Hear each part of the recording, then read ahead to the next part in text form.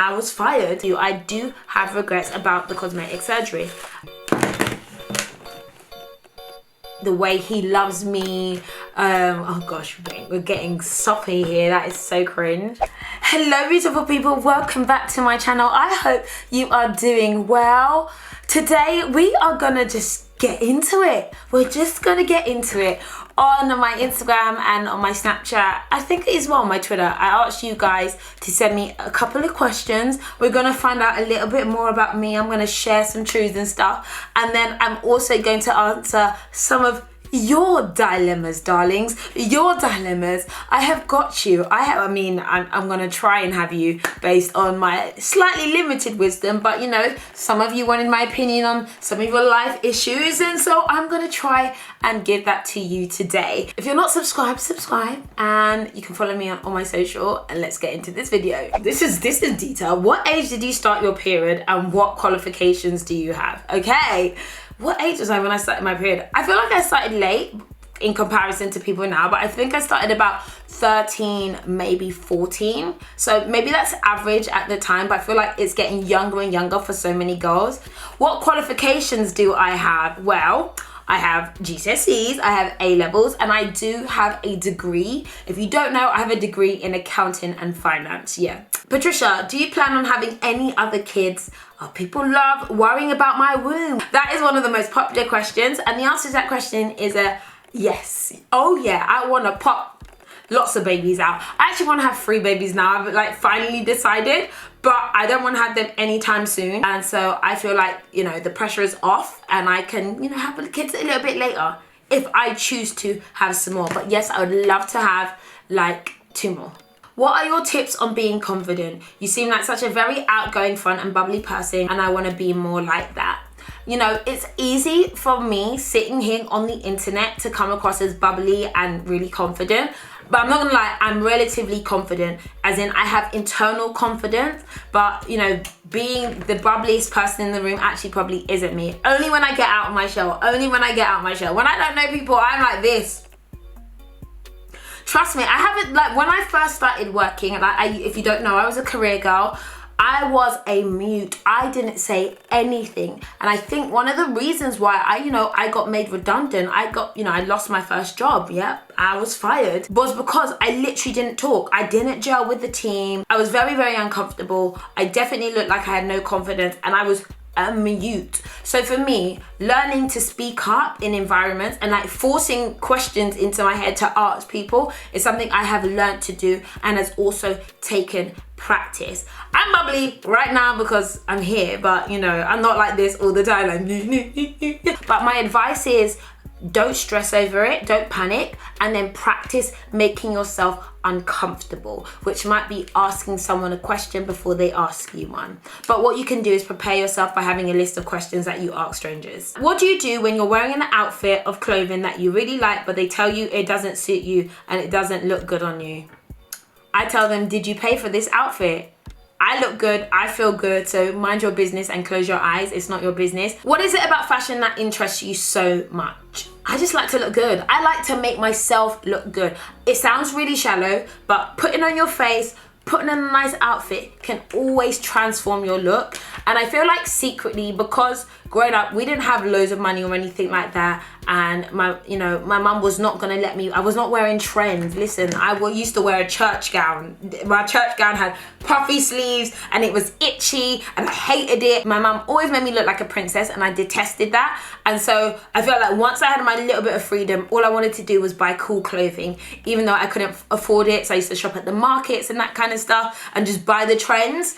And I feel like that's one of the things that I was really, really passionate about, based on just, you know, my childhood, the trauma of the princess dress. What kind of music do you listen to? Your favorite artist, song or album?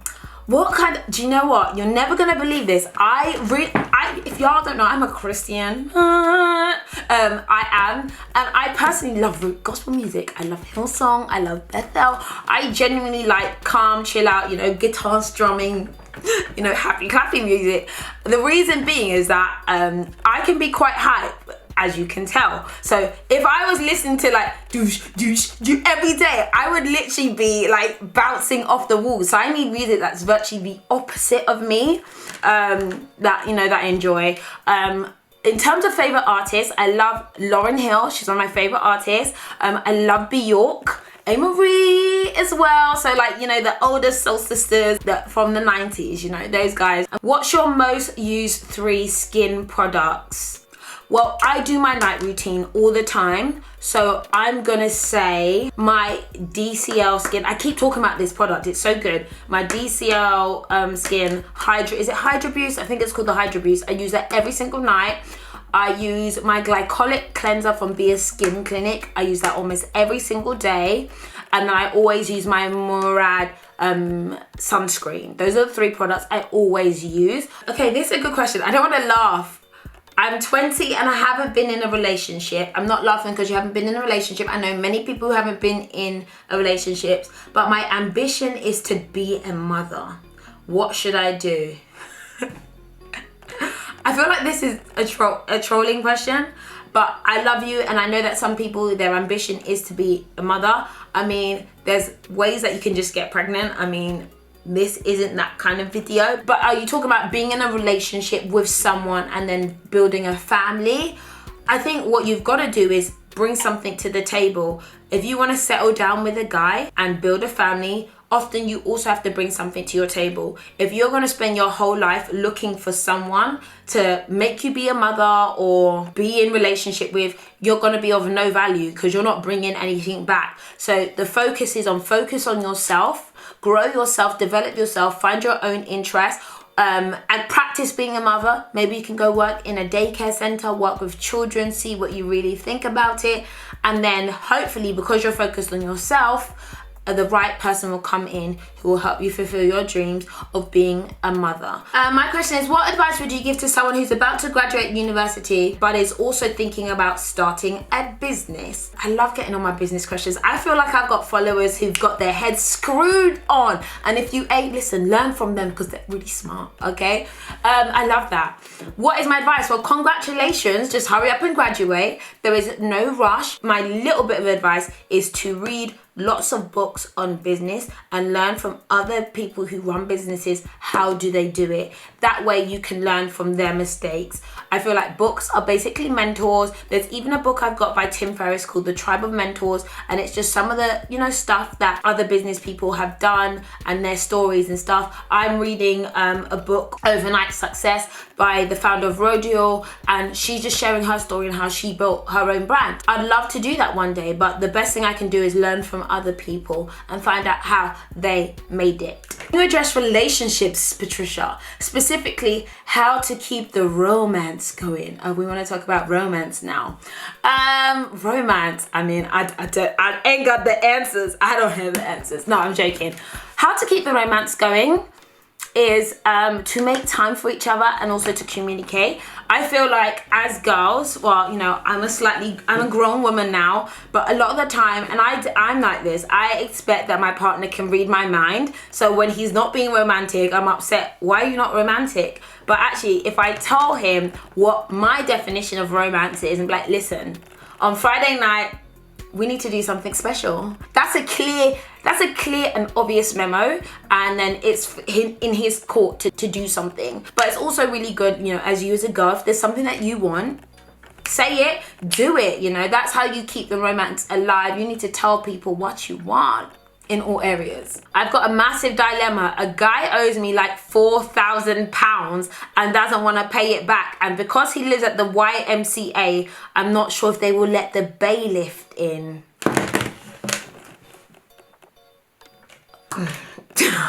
Why did you lend someone £4,000?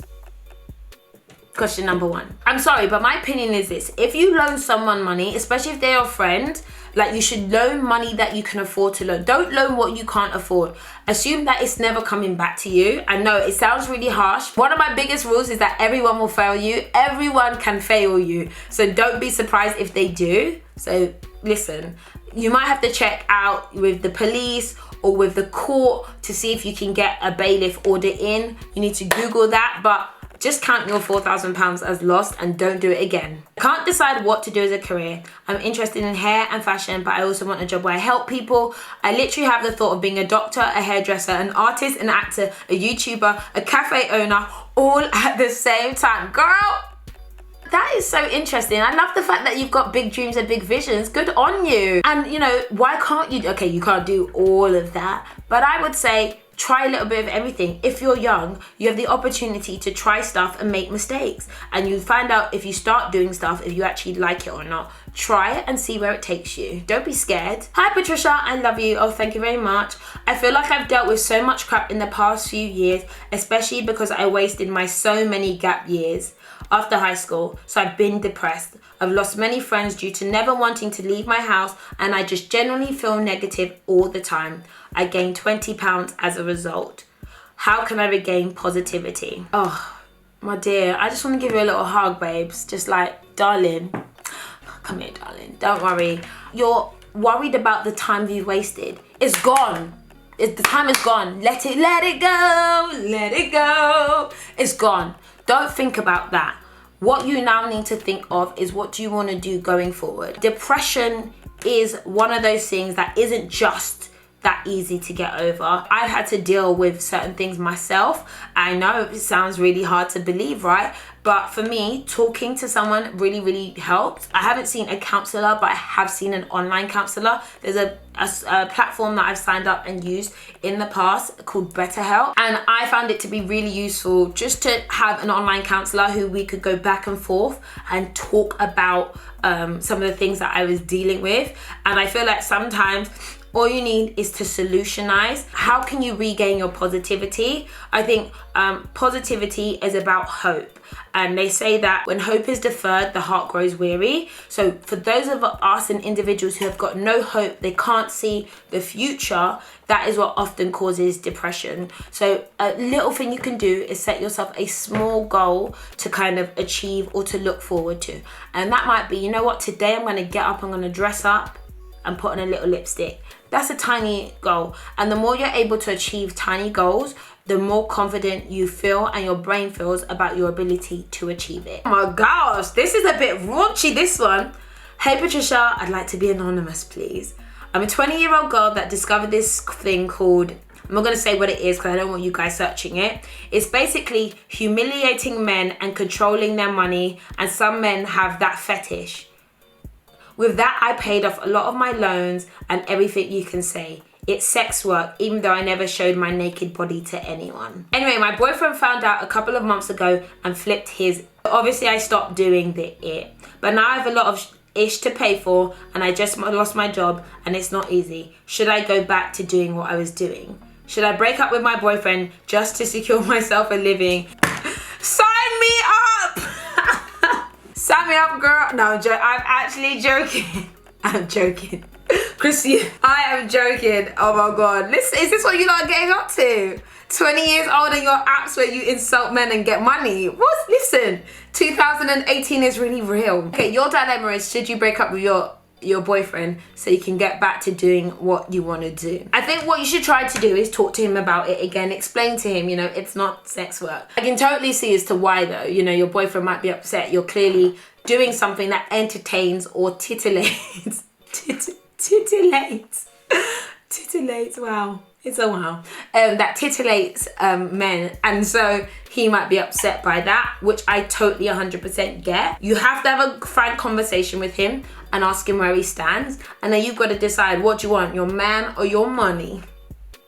It's up to you. What's your boob job story? Why did you get it? And was it expensive? And do you have any regrets? My boob jobs, yes, I get these questions about my boobies. Oh, they're not really on show today, but I get questions about my boobs all the time. Yes, they are fake. They are big old fake boobies. They're not actually big. I don't know why they look big on me. It's because I have skinny arms and quite a small top frame. They're not actually big boobs, but they just look kind of big. Why did I get them done? Because I had really small boobs that I was really, really uncomfortable with. I got to a stage that I was like, all right. And I was like, you know what? I just feel like I look a lot better and I would feel more proportionate and more comfortable in my body if I had a boob job. Did it about 4 years ago. I do have regrets. I'll be honest with you. I do have regrets about the cosmetic surgery.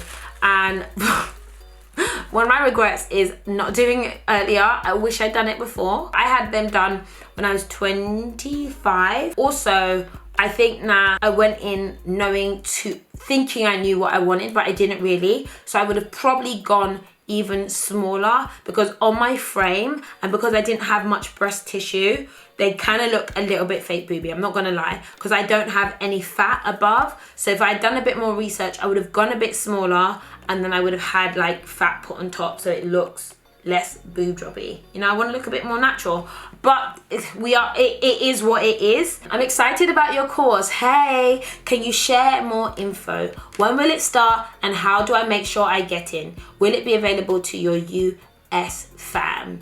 Okay, if you guys don't know, I will be doing a course. It's gonna be called The Break, because I want to be the person who gives someone who buys this course or is enrolled or watches some of the content, and it just gives them that break that they need to really step into their next stage in, you know, making a business in the digital space. I know this can sound really boring for some, so you can just skip on, but for those of you who are really interested, I did this because I found that there were people who told me stuff that changed my course in this space, and there are people who do not know that they did it. So this course is about really providing people with that eureka moment, that piece of information, that knowledge that helps them getting on their next stage in building a business, especially in the social media and influencer world. This is very specific now. It is going to be available, fingers crossed, on the 28th of April. We're still in build mode. It will be a paid for course, but we are going to have some free